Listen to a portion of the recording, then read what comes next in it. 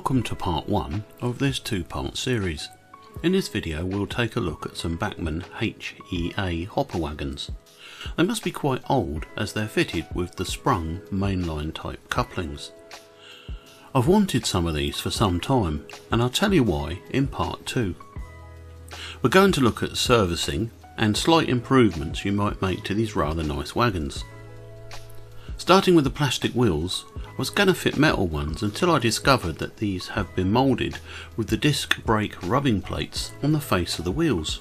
It's quite a faff to get the wheels out, but using a small flat blade screwdriver it can be done easily enough. Some of the axle boxes were a little worn and filled up with muck, as were the corresponding wheels. Initially I went over the wheels with a toothbrush, followed by a flat blade screwdriver to lift off the small stubborn dirt. After this I used IPA and cotton buds to get the wheels fully clean. Next, here's an idea to make the disc brake surface stand out more realistically. Take a silver Sharpie pen and run it around the face of the wheels. Then lightly soak a cotton bud with IPA and rub it gently around the wheel tyre to remove any silver. Also any other places you don't want to be silver. Then to tone down the silver on the disc face and get a more realistic look, run the same cotton bud around the face lightly. This will dull the silver and help spread it. Once all the wheels are done, check for gauge. Some of mine were tight.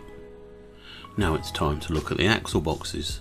Your tools will be a toothbrush, toothpick and cotton buds again.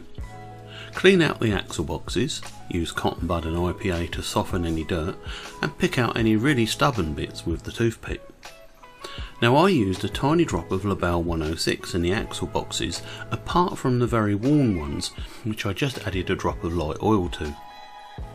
Refit the wheels, again a screwdriver as shown will help.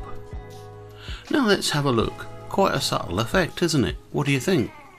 Stay tuned for part 2, which will be a running, history and my story video. Bye for now.